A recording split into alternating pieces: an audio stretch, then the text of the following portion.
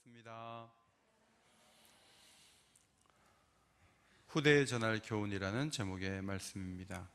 아삽은 구약에 4명이 나오는데 여기 아삽의 마스길이라고 되어 있는데, 이 아삽은 다윗 왕 때 음악 예배, 음악적인 부분에서 리더로 쓰임 받았던 레위인의 이름입니다. 이 아삽의 시가 73편부터 83편까지 11편이 시편에는 포함되어 있습니다. 마스길이라는 말은 깨닫다, 또 생각하다, 그런 말인데, 이제 교훈적 시다, 아삽이 쓴 교훈적 시다, 이렇게 볼 수가 있습니다. 아삽이 하나님 말씀을 알게 된 것을 가만히 생각해 보니까, 나도 누구에게 들어서 아는 것이다, 조상들이 내게 알려줘서 아는 것이다, 이제 그렇게 고백을 하는 것이죠. 여러분, 우리가 들은 이 복음, 우리가 들은 말씀도 우리가 자다가 꿈을 꾸다가 글을 적어서 우리가 외운 것도 아니고, 하나님께서 누군가를 통해서 주셨고 우리가 전달받아서 하나님 말씀을 지금 알고 있는 것이죠. 주일학교를 통해서 배우고, 부모님께 듣고, 교회에 와서 말씀을 들으면서, 성경을 읽으면서 우리가 하나님의 교훈을 우리 자신의 것으로 삼게 되었습니다. 목사님, 저는 제가 성경을 많이 읽어서 제가 하나님을 알죠. 그렇지만 그 성경도 누가 번역해 줬잖아요. 또 성경을 읽을 때 잘 모르는 것이 있으면 누가 가르쳐 줬습니다. 그래서 누군가의 도움을 받아서 우리가 하나님께서 행하신 행적을 알아온 것이죠.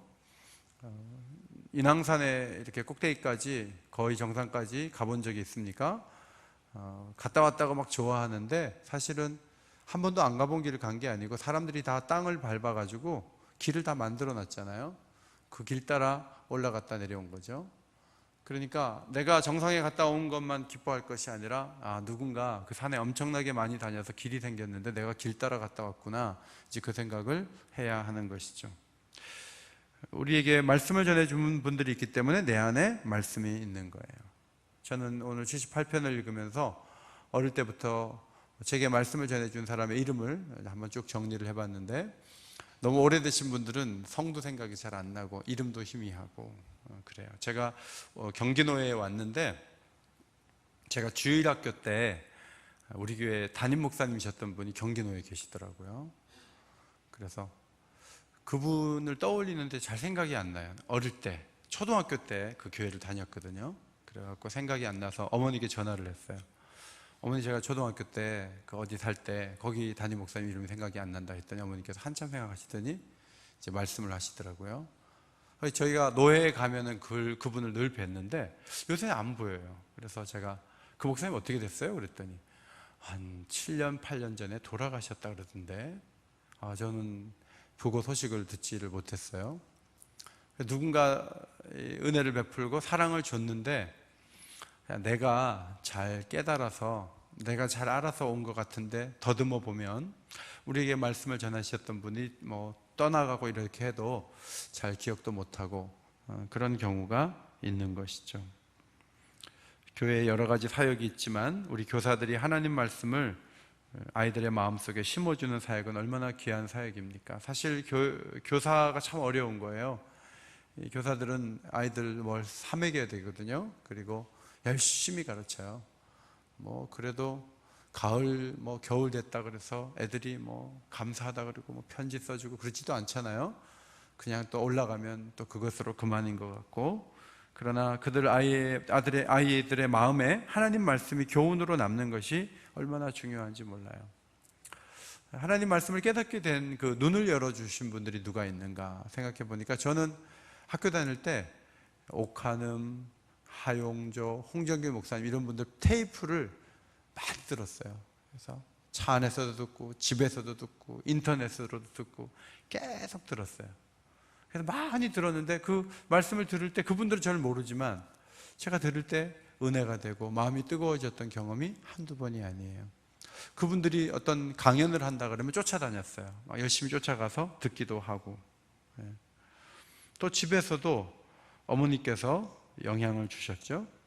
청소년 때 교회를 가기 싫을 때 그런 교회 가기 싫으면 굶어서 죽어라 그러면서 밥도 안 해주고 그렇게 세게 나오는 바람에 제가 도저히 못 이기겠구나 해서 다니다가 목사가 된 거죠. 그러니까 이 강력한 어머니가 계셨고 또 우리 이모님들이 너무 믿음으로 잘 사셨어요. 그리고 제가 고등학교 때는 교목실에서 일을 했는데 목사님들도 좋은 영향을 제게 주셨습니다.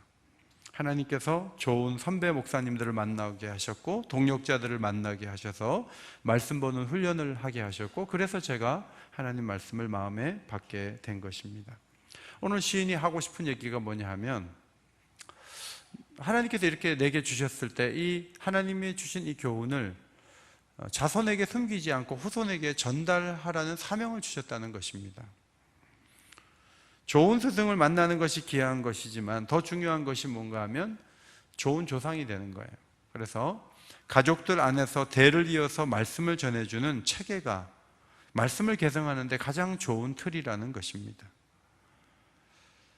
선교지에게 가보면은 선교사님으로 외국에 오셨잖아요. 그런데 선교사님 애들은 미국 가서 교회 안 다녀요. 애들 놓친 거예요. 저는 목사님 애들이 어떻게 교회를 안 다닐 수 있나 하는데 제 주변에 목사님 자녀들 중에 교회 안 다니는 애들이 있어요. 아버지가 목사님인데 왜 안 다니냐니까 교회에서 상처를 많이 받았고 아버지한테 실망해서 못 다니겠대요. 여러분 성경을 보면 아브라함이 이스마엘을 그냥 보내야 되는데 그 이스마엘이 지금 이스라엘 사람들을 공격하는 민족이 되잖아요. 그 이스마엘의 후예들이. 이삭이 아들 둘밖에 없는데 에서가 불신혼인 하는데 못 막는 거죠. 그러나 야곱은 12명의 아들들을 12지파의 조상이 되도록 그렇게 이끌었던 사례를 갖고 있었습니다. 아삽의 관심과 사명감이 무엇인가 하면 내게 주신 이 말씀을 자손들에게 잘 가르쳐야 한다 하는 것이죠. 여러분 집에 자녀들이 몇 살입니까? 더 늦기 전에, 품에서 떠나기 전에 여러분을 찾아올 때 하나님의 평화를 느낄 수 있는 복음을, 또 하나님의 사랑과 하나님의 행하신 행적을 더 많이 가르칠 수 있는 사랑하는 부모님들이 되시기를 주의 이름으로 축원합니다. 시간을 만들어서 자꾸 대화해야 되죠. 대화하고 복음적인 얘기를 자꾸 해야죠. 하나님의 일하심과 그분의 십자가 사랑을 전하는 일에 우리의 목숨이 다하는 날까지 자녀들에게 그 일을 감당을 해야 되는데, 신앙의 계승이 잘 이루어지면 세 가지 현상이 있다는 것을 7, 8절에서 기록해 주고 있습니다. 첫째로는 소망을 하나님께 두는 사람을 만들 수 있다는 거예요. 하나님 말씀을 자꾸 기억하고 하나님 말씀대로 사는 일들을 자녀들에게 계승을 잘하면 그 아이가 소망을 하나님께 둔다는 거예요. 만약에 신앙 계승이 안 되면 하나님께 소망을 두지 않는다는 겁니다. 세상적인 데 소망을 두고, 세상의 기준에 소망을 두고, 세상 것에 소망을 두는 거예요. 그냥 불날 수 있는 그런 건물을 사는 거예요. 그 사람은 1년도 주인 노릇 못 해보고 화재의 주범이 되는 거죠. 얼마나 집중해서 경매의 물건을 잡았겠어요? 그런데 거기에 소망을 두는 결과 더 큰 파괴가 그의 삶에 오지 않습니까? 세상에는 소망이 될 만한 것들이 너무나 많은 것 같아요. 그런데 그것이 소망이 아니라는 거예요. 하나님께 소망을 두는 것이 중요하다. 두 번째 띄워주세요. 하나님이 행하신 일을 기억하는 자녀가 될 수가 있는 것이죠. 하나님이 행하신 일을 기억하는 자녀. 나쁜 기억만 자꾸 붙들고 있는 자녀들도 많아요. 아버지가 엄마가 나한테 못한 기억들, 상처 입은 기억들, 좋지 않은 기억들, 놀았던 기억들, 하나님이 행하신 일들 대신에 그런 것들을 머릿속에 넣어두고 앞으로 못 나가는 경우도 얼마나 많아요? 그것이 의미가 없는 것이죠. 그 다음 세 번째, 그의 계명을 지켜 충성할 수 있도록 한다. 신앙 계승이 잘 되면 말씀을 지키는, 그리고 충성스러운 자녀를 만들 수 있다. 그런 말씀입니다. 하나님 말씀을 잘 배우지 않으면 두 가지 마음의 특징이 일어나는데, 첫째로 완고해진다. 사라르라는 이 히브리 말은 고집이 세다, 그런 뜻이에요. 하나님 앞에 고집이 센 거예요. 그래가지고 하나님 뭐라 그러면 자기 고집이 더 세요. 그래가지고 하나님 말씀 안 들어요. 반항하는 거예요. 패역하다라는 단어는 마라, 쓰다라는 단어인데 논쟁한다는 뜻이에요. 불순종한다.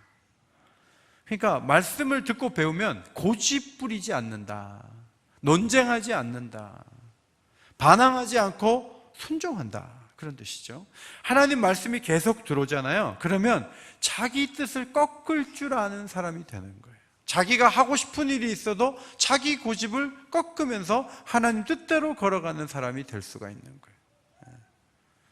오늘 내가 약속이 있고 내가 원하는 일이 있어도 하나님이 그것을 원치 않는다면 내가 하나님 원하는 길로 걸어갈게요, 아버지, 이렇게 나올 수 있는 사람이 될 수 있는데, 바로 이것이 바로 충성할 수 있는 마음을 갖는 단계라는 거죠.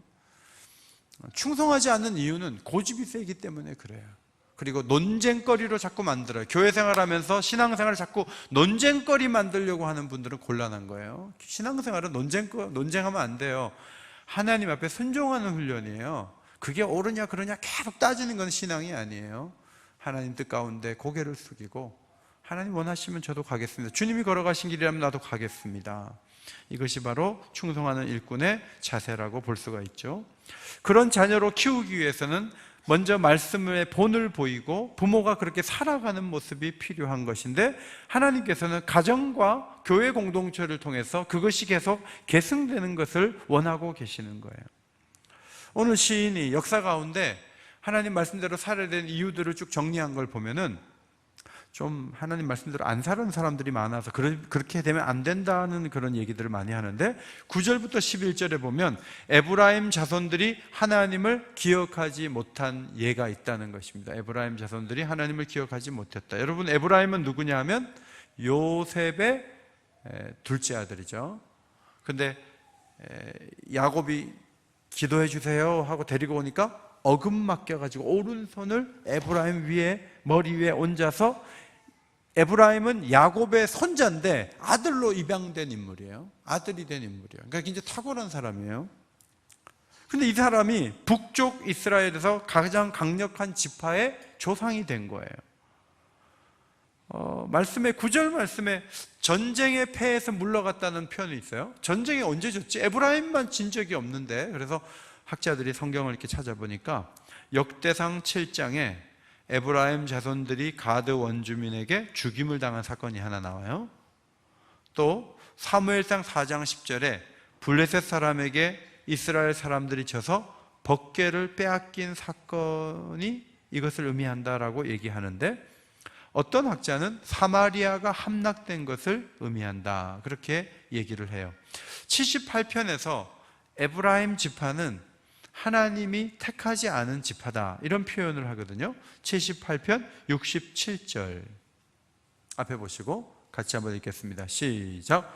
또 요셉의 장막을 버리시며 에브라임 지파를 택하지 아니하시고. 이 사람들이 전쟁에서 진 이유는 하나님의 율법과 언약을 거절했기 때문이라는 것입니다. 하나님에 대한 의무와 책임을 저버린 거예요. 하지 않는 거예요.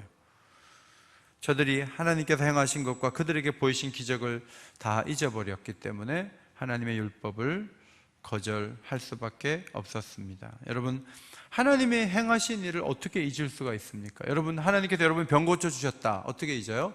하나님께서 여러분에게 말씀을 깨닫게 해주시고 성장하게 해주시고 천국을 소망케 하시고 교회 공동체를 통해서 부요하게 하신 많은 사건들이 있고 시간들이 있는데 그걸 싹 잊어버린다, 어떻게 그럴 수 있습니까? 참 어려운 일인데 에브라임은 그랬다는 거죠. 여러분, 있는 것은 그런 거예요. 자녀들에게 말을 하지 않으면 내 사건으로 끝나는 거죠. 그러니까 에브라임 지파는 하나님 말씀을 가정마다 잘 가르치지 않았다, 그렇게 볼 수가 있어요. 그저 현실에 바쁘게 뛰면서 자기 기준으로 살았을 뿐 하나님 기준으로 살 수 있도록 집집마다 노력하지 못했다 하는 것입니다. 오늘의 묵상에 어떤 집사님이 글을 올린 걸 읽어보니까, 아니 이스라엘 백성들이 어떻게 하나님이 행하신 일을 잊을 수 있는가? 자신도 이렇게 어떻게 그럴 수 있는가 하고 이제 묵상을 하다가 적었는데 그게 답이더라고요. 그게 뭐냐면 하나님 주신 것에 만족하지 않고 자기 욕심을 채우려고 했기 때문에, 그래서 하나님을 잊는다는 거예요. 욕심이 너무 많잖아요. 그러면 자기 욕심을 하나님이 안 채워주시니까 하나님께 화가 나고 에이 모르겠다 하고 하나님을 잊어버리고 하나님 행하신 것을 눈 감아버린다는 것이죠. 그것을 하나님이 기뻐하지 않는다는 것입니다. 관심을 다른 것에 두며 엉뚱한 욕심을 추구하면서 그 일에 하나님을 동원하려고 하면, 그러면 엉뚱한 방향으로 가게 되는 거죠. 12절로 17절은 광야 백성들이 수많은 기적을 봤는데 지존자를 배반했다, 이제 그런 내용이에요. 12절 하나님이 애굽 땅 소안들에서 행한 기이한 일이 있는데, 소안이라는 말은 타니스라는 이 나일강 델타 동쪽에 위치한 도시인데 힉소스의 수도와 동일한 곳으로 이스라엘 백성들이 출애굽한 그 출발지라고 해요. 여기를 잊어버렸다는 거죠. 여기를 잊어버렸어요. 여러분, 세례받은 교회 기억나세요? 세례받은 교회 기억나세요? 대답해 보세요. 세례받은 교회 기억나세요? 세례받은 날짜 기억나세요?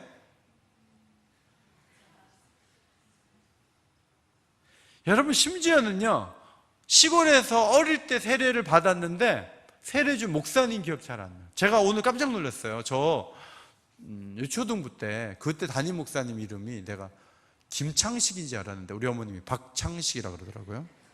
그 제가 잊어버린 거잖아요. 그러니까 제가 반복해서 생각하지 않으니까 잊어버린다 하는 것을 제가 깨달았어요. 여러분, 시간은 흐르기 때문에 되뇌이지 않으면 잊어버리죠. 시간은 계속 흐르기 때문에. 그래서 주차장에서 지하 4층 A23의 3, 이 뭐죠? 주차장의 기둥번호 지하 B4 23-3 봤어요? 분명히 봤어요. 올라가서 물건 사고 밥 먹고 한참 하다 보면 뭐부터 헷갈려요? 지하 3층인가 2층인가? 그래서 만보를 걷는 거죠. 막 다 돌아다니고 왜 없지? 훔쳐갔나? 별 생각 다 하면서 이렇게 하다가 생각해보면 지하 4층에 저쪽 구석에 한 곳에 있는 거죠. 그러니까 어떻게 해야 되죠? 어떻게 해야 됩니까? 휴대폰으로 기둥을 찍어야죠. 찍어가지고 휴대폰으로 찍기 싫으면 어떻게 해야죠? B4 23-3 하면서 어떻게 엘리베이터에서 B4 23-3 B4 23 밥 먹으면서도 B4 23-3 이렇게 해야지 주차장에 이제 내려갔을 때 찾을 수가 있는 거예요. 그런데 하나님이 행하신 일도요, 시간이 흘러가면요 이게 희미해져요. 우리가 기억하기가 어려워지기도 한단 말이에요. 왜냐하면 관심사가 너무 많고 다른 일이 너무 많고 현재의 삶이 너무 무겁기 때문에 열심히 이렇게 살다 보면 기억이 잘 안 날 수가 있는 거예요. 근데 못 잊을 얘기들이 너무 많죠. 13절 홍해를 건널 때 물이 무더기같이 섰다. 물이 무더기같이 섰다. 벽을 이뤘다는 얘기예요. 그 사이를 건넜거든요. 그걸 어떻게 잊어요? 낮에는 구름 기둥, 밤에는 불기둥으로 인도하셨다. 밤낮으로 하나님의 임재를 받다는 거예요. 15절 반석을 터뜨려 흡족하게 마셨는데 16절에는 그 반석에서 나온 물이 시내가 돼서 흘렀어요. 여러분, 그걸 어떻게 잊어요? 하나님은 그걸 잊을 수가 없다고 말씀하시면서 어떻게 그것이 개인의 사건으로 끝나야 되겠느냐 하는 거예요. 아버지가 아들에게 야, 내가 홍해를 직접 건넜거든. 거짓말 아니야, 진짜야. 막 물고기도 봤어. 그리고 좀 있다가 광야 우리 쫓아온 애국 군사 다 죽었거든. 우리가 목마를 때 하나님이 반석을 터뜨려서 우리를 마시게 했다. 아버지는 그런 하나님을 경험했는데 너도 그 하나님을 꼭 섬기고 살아야 된다. 이렇게 얘기하면 그 아들은 내가 아버지한테 들었는데 우리 아버지가 홍해를 건넜대. 그리고 반석을 터뜨려 마시게 한 그 물을 마셨다고 해. 너 할아버지를 기억해야 되고 그 할아버지 지켜주신 하나님이 있기 때문에 오늘 네가 있는 거야. 이렇게 얘기를 하면서 막 그 100년, 200년이 흘러가도 조상들이 행한 그것이 그대로 우리에게 혜택을 줬다. 이제 그렇게 얘기를 해야 된다는 거예요. 저는 초등학교 때 이제 어머님이 병원에서 3개월 진단받고 돌아가실 뻔했는데 하나님이 기적적으로 고쳐주셔가지고 지금 81세이신데 지금 살아계시거든요. 근데 제가 이제 저를 고쳐준 사건이나 어머니를 고쳐준 사건이 크게 이게 다를 바가 없다는 생각이 들어요. 왜냐하면 어머님이 그때 돌아가셨으면 내 인생이 완전히 달라지잖아요. 근데 어머님이 그 얘기를 하나도 안 하고 너희가 알 필요 없어. 뭐 그냥 큰일 날 뻔했어. 뭐 이러고 그냥 아무 말씀도 안 하시는 거예요. 그럼 저는 잘 모르는 거예요. 근데 어머님이 그 얘기를 분명하게 해주시는 거예요. 그럼 어머니 그때 죽었으면 돌아가셨으면 내가 어떻게 될 뻔했나. 이제 그 생각을 제가 하면서 하나님을 더 크게 찬양하게 되는데 그것은 어머니 자신에게나 내게나 차이가 없는 일이에요. 그것이 할머니가 됐다 그래도 차이가 없는 일이고 몇 세대 흘렀다 그래도 차이가 없는 일인데 하나님은 개인사에 일어난 기적을 계속 붙들라고 말씀하지 않고 성경을 가지고 하나님 백성에게 행하신 그 수많은 일들을 자손들에게 계속 가르치라. 그리고 자신에게 일어난 일로 여겨라. 이제 그렇게 강조를 해주고 계시는 거죠. 그래서 그런 하나님을 기억하다 보면 순종하는 방향으로 가고 충성하는 방향으로 가는 것이 마땅하다는 거예요. 지금 출애굽한 경험은요, 아삽이 한 게 아니에요. 아삽은 한 400년, 500년 후의 사람이거든요. 출애굽 사건으로부터. 그러니까 아삽은 직접 자기가 경험한 게 아니에요. 그런데 조상들로부터 이어져 내려오는 그 말씀, 그 수많은 기적, 그것들을 기억하면서 들려주면서 이것이 이어져 내려가야 된다. 이제 그 얘기를 하고 있는 것입니다. 여러분, 기적을 많이 경험한 사람이 신앙이 좋을까요? 기적을 한 번도 경험하지 못한 사람이 신앙이 좋을까요? 이렇게 질문을 드린다면, 자, 기적 5번 경험한 사람이 신앙이 좋을까요? 한 번 경험한 사람이 좋을까요? 이렇게 질문을 드린다면 여러분 가운데는 5번 경험한 사람이 신앙이 더 좋겠죠? 이렇게 대답하는 분이 계실지 모르지만 그 대답을 뒤집는 말씀이 광야 백성들, 출애굽기예요. 기적을 너무 많이 경험했는데 너무 많이 원망하는 거예요. 너무 많이 그를 까는 거예요. 기적을 한 번도 경험하지 않은 사람이 더 예수를 잘 믿고 은혜 가운데 산 사례가 너무너무 많아요. 너무너무 많아요. 그래서 기적 자체가 우리를 신앙이 좋게 만드는 건 아니에요. 물론 기적이 있을 때는 그때쯤엔 뜨거워지고 열이 오르고 열심을 내는 경우도 있고 어떤 변화도 오고 하지만 기적이 우리를 살리거나 우리를 신앙을 좋게 만드는 게 아니에요.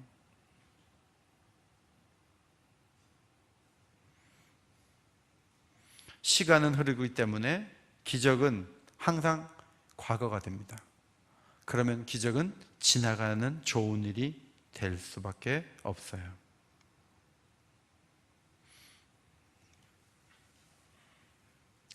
반복해서 가르치고 교육하는 것이 얼마나 중요한지 몰라요.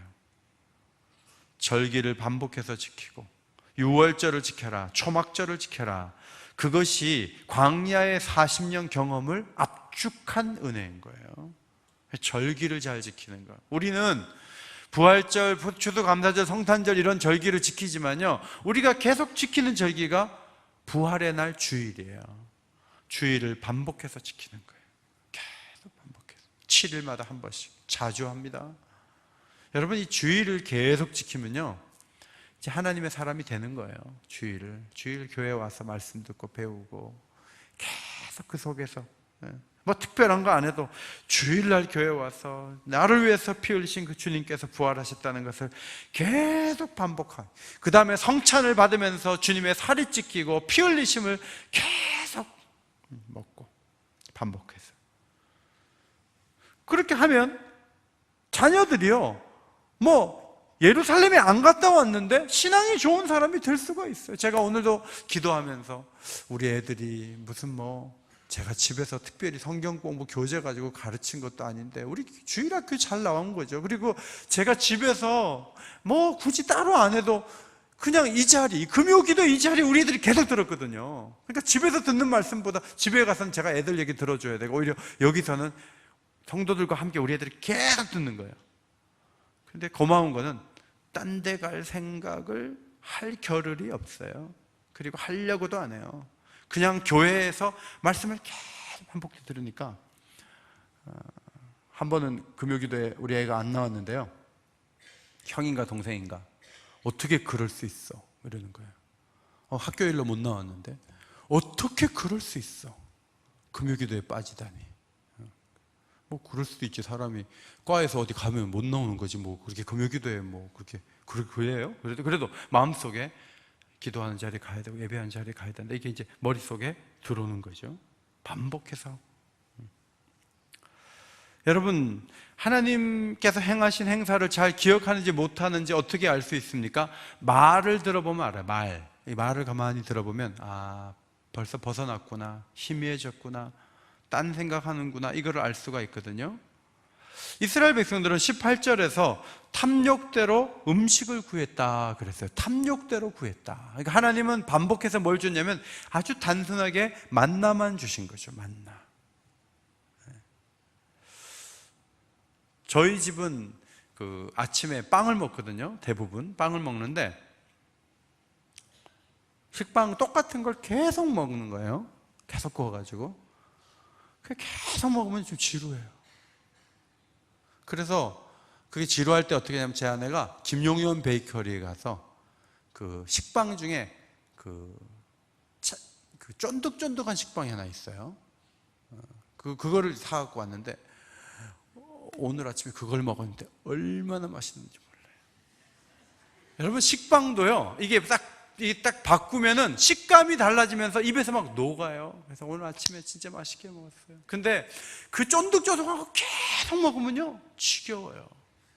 그러면 또 호두 식빵 사다 먹으면 너무너무 맛있어요. 그래서 아무리 좋은 식빵도요 2달, 3달 먹다 보면 싫단 말이죠. 그런데 이스라엘 백성이 몇 년 동안 계속 만나만 먹어야 된다, 몇 달을 먹으면서 이게 아찔한 것이고 힘든 것이 우리가 이해가 돼요. 그런데 하나님께서 이스라엘 백성들이 나쁘게 본 게 뭐냐면 탐욕대로 음식을 구했단 말이죠. 탐욕대로 어떻게 구했는가 하면 민수기 11장 5절 6절 앞에 보시고 이렇게 구한 거예요. 같이 읽을까요? 시작. 우리가 애굽에 있을 때에는 값없이 생선과 오이와 참외와 부추와 파와 마늘들을 먹은 것이 생각나거늘 이제는 우리의 기력이다. 이 만나 외에는 보이는 것이 아무것도 없도다 하니. 뭐 먹고 싶다는 거예요? 생선, 오이, 부추, 파, 마늘, 이런 거 먹고 싶다는 거예요. 하나님은 광야에서 이런 걸 구하는 걸 보면서 이런 걸 다 주실 수도 있지만 정말 욕심이 많구나, 이렇게 생각을 했다는 거죠. 여러분은 이 생선과 오이와 참외와 부추와 파와 마늘을 올 한 해 동안 많이 드셨습니까? 못 먹었습니까? 우린 많이 먹었어요. 근데 우리 뭘 구하죠? 우리는 상어 지느러미. 우리 나름대로 좋아하는 요리들이 먹고 싶은 경우가 있죠. 그러니까 하나님이 지금 원하시는 건 뭐냐면 만나라는 것을 반복해 먹지만 광야에서 그것을 먹는 게 기적으로 알고, 초점을 너무 먹는 데다 두지 말고, 관심을 거기다만 두지 말고 하나님께 그 단순하고 단조로운 생활 속에서 하나님을 더 또렷하게 바라봐야 된다, 이렇게 말씀을 하시는데 백성들은 먹고 사는데 너무 관심이 컸다 하는 거죠. 19절에 보면 심중에 하나님을 시험하면서 이런 말을 한 적도 있어요. 하나님이 광야에서 식탁을 베푸실 수 있으랴, 이런 얘기를 했어요. 무슨 말이냐면 가지고 온 양식이 다 떨어지니까요, 만나가 내리기 전에 하나님이 좀 일찍 만나를 안 줘요. 한 3일분 남겨놨을 때 만나를 주시면 좋은데 딱 떨어지는 상황까지 하나님이 안 주시는 거예요. 그러면 이제 이렇게 사람은 많은데 하나님 이 많은 사람 어떻게 먹여? 이렇게 나오는 거예요. 그러니까 가만히 보면요, 물을 얻기 전에 목 타 죽겠다. 만나가 내리기 전에 하나님이 광야에서 식탁을 만들 수 있어? 이렇게 얘기하는 거예요. 그 다음에 고기를 주시기 직전에 이 많은 사람이 어떻게 고기를 먹어? 모세도 의심했어요. 모세도 이렇게 많은 사람을 어떻게 고기를 다 먹여요? 이렇게 얘기 나오는 거예요. 그러니까 한 번도 믿음으로 하나님은 하실 수 있고 하나님은 주실 수 있다라는 말을 미리 해서 받은 적이 없어요. 늘 부정적이고 늘 안 된다 하면서 하나님을 시험하고 하나님을 흔들었어요. 하나님이 분노하신 거예요. 하나님이 진노하신 거예요. 반석을 쳐서 물을 내셨으나 떡과 고기도 예비하시랴? 이렇게 말하는 거예요. 하나를 얻으면 또 다른 2개를 주실 것이라고 믿음으로 말한 적이 없어요. 물은 줬지만 떡과 고기까지 줄까? 떡은 줬지만 고기를 어떻게 줘? 이렇게 나오는 거예요. 이게 믿음이 부족한 거예요. 둘을 키우는 집에 제가 셋째도 낳으세요. 그럼 뭐라 그래요? 둘까지는 어떻게든 해보겠지만 셋째를 키우면 우리 부부는 힘들어요. 걔네들 교육비 어떻게 다 되고요. 여러분, 둘을 채우시면 셋도 채우실 줄 믿습니다. 아멘을 안 하시네요. 셋을 채우시면 넷도 채울 줄 믿습니다. 넷을 채우면 5도 채울 줄 믿습니다. 아멘은 안 하시죠? 네. 우리 교회 윤희순 집사님이라고 계세요. 남자애만 이렇게 5명. 윤희순 집사님의 할아버지가 이고송 집사님이세요. 근데 하나님께서요, 그렇게 막 거덜나게 하지 않으세요. 하나님이 채우세요. 자, 물을 주신 하나님이 떡을 주실 줄 믿습니다. 떡을 주신 하나님이 고기도 주실 줄 믿습니다. 둘을 채우시는 하나님이라면 셋도 채우실 줄 믿습니다. 임재도 집사님 크게 아멘하세요. 네. 그러니까 믿음의 단계라는 게 그런 거예요. 저도 어떤 일을 하면서 이건 했지만 이건 어떻게 해? 이렇게 걱정하거든요. 장애인 선교는 한다 그러는데 해외 선교까지 어떻게 해? 뭐 이렇게 둘 중에 하나만 하게 해주세요. 집중해. 선택과 집중이 중요해요. 나이가 들수록 그게 중요한 것 같아요. 하면서 내 나름대로는 어떤 제한을 가하는데 사실은 하나님께서는 우리 안에 자원이 많고 우리 안에 은사가 많고 우리 안에 헌신하는 분들이 있기 때문에 또 이것도 하고 저것도 하시는 거죠. 하나님이 동풍을 불게 하셔서 먼지처럼 많은 고기를 비처럼 내리게 하시는 거죠. 그래서 막 메추라기가 막 떨어져 갖고요, 사람들이 막 먹었어요. 나는 그래서 하나님 주신 거니까 실컷 먹으면 되겠네 그랬는데 먹다가 하고 죽는 거예요. 씹기 전에 막 죽는 사람들이. 그래서 하나님이 너무해. 하나님이 어떻게 줘놓고 그렇게 먹는데 그렇게 사람을 데려가셔요? 소화도 되기 전에 씹히기 전에 이렇게 죽는 거예요. 그래서 하나님 너무 가혹하시다 생각이 들었어요. 근데 그 출애굽기나 민수기, 신명기에는 그 갑자기 딱 죽는 게 진노하셔서 죽는 게 사실인데 그게 딱 이게 왜 그런지 잘 안 나오는데 여기 오늘 그 78편 30절에 이런 말씀이 있어요. 자, 이 음식을 먹는데 그들의 욕심을 뭐예요? 여러분 너무 감사하다. 고기를 먹다니 하나님 은혜 너무 감사해. 그리고 먹은 게 아니라는 거예요. 이걸 먹는데 욕심이 생기는 거예요. 욕심이. 그래서 이제 고기도 먹는다. 너무 감사하다. 이게 아니라는 거예요. 그 다음 먹으면서 또 궁리하는 거예요. 또 25평 아파트를 줬어요. 들어가면서 불행해하는 거예요. 집이 너무 좁아. 아니, 입주하는 날 불행해하는 거예요. 그 욕심이죠, 그거는. 아니, 새 아파트 줬으면 고맙게 들어가면 되는데 이제 막 들어가면서 불만하는 거예요. 금으로 된 알을 하나씩 낳는 거위가 있는데 매일 금을 하나씩 이렇게 나니까 계속 부자가 되는 거죠. 근데 무슨 생각이 들죠? 하나씩이 지겨운 거예요. 어떻게 해요? 배를 갈라. 그래서 그 안에 한꺼번에 얻고 싶은 거예요. 그래서 그냥 거위를 잡았어요. 안에 금이 있다 없다? 없다. 이게 사람의 심리죠.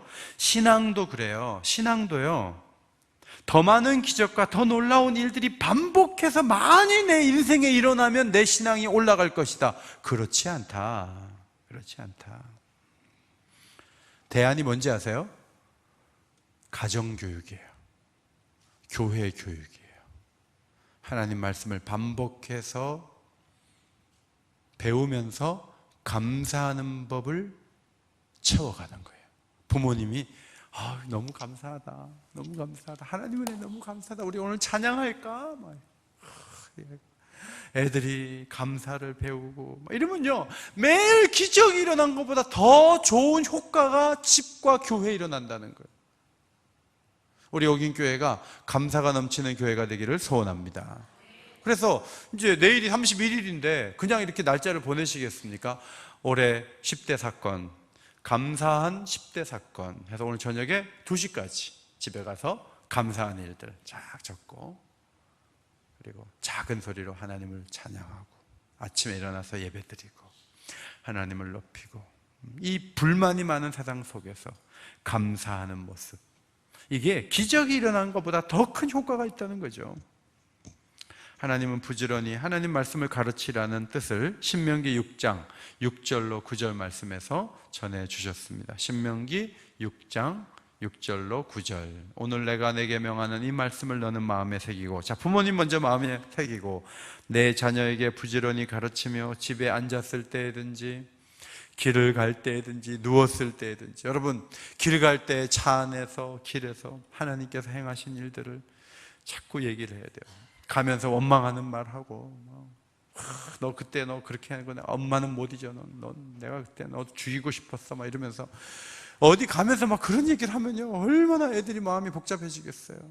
일어나는데 그냥 하나님 말씀을 강론해주고, 내 미간에 이 눈썹과 눈썹 사이에 붙여 표를 삼고 집 문설주와 바깥문에 기록해가지고 어디 가든지 그냥 말씀이 가득하게 그렇게 해서 계속 반복해서 보여주고 그냥 세뇌를 시키는 거야, 아이들한테. 그렇게 하면서 하나님의 은혜를 기억하는 사람이 되게 하는 거, 이것이 얼마나 중요한지 몰라요. 오늘도 기도를 하는데, 하나님, 우리 애는요 하나님 별로 관심 없는데 제가 이렇게 기도하니까 우리 애에게 복을 많이 주세요. 그런 기도하지 마세요.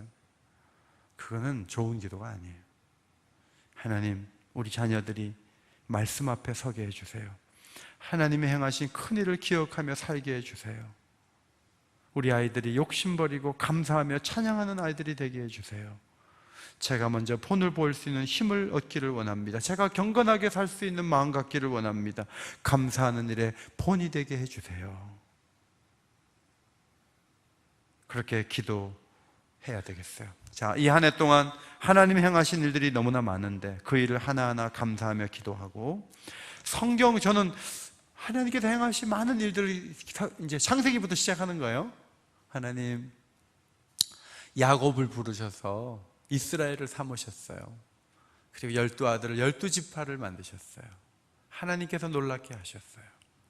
그 야곱을 부르시고 야곱의 11번째 아들 요셉을 먼저 보내셔서 요셉을 통해서 이스라엘을 부욕케 하신 그 하나님을 찬송합니다. 창세기부터 시작해갖고요, 아는 대로 역사 가운데 행하신 하나님의 일들을 하나하나 기억하면서 기도하고, 여러분의 그 가정 예배 드릴 때 그 기도 속에 성경의 풍성한 내용이 여러분의 가족의 기적처럼 되뇌어지고 반복돼서 거론되고 자녀들이 그것을 다 알고 있고, 그런 놀라운 일들이 반복되면서 우리는 좋은 믿음의 가정을 세울 수가 있다는 것이죠. 성도 여러분, 대그룹으로 우리가 몇천 명이 모인다고 해도요, 허수가 많아요. 집에서는 얘기를 들을 수 있고 체크를 할 수가 있어요. 믿음의 가장들이 신앙을 점검하고 신앙을 세워야 돼요. 나도 들은 말씀 너에게 전해준다. 너도 너의 자녀에게 반드시 전해야 된다. 이렇게 해서 대를 이어가면서 하나님의 교훈이 계속 흘러내려가는 명문 가정을 이루게 되시기를 주의 이름으로 축원합니다. 기도하겠습니다.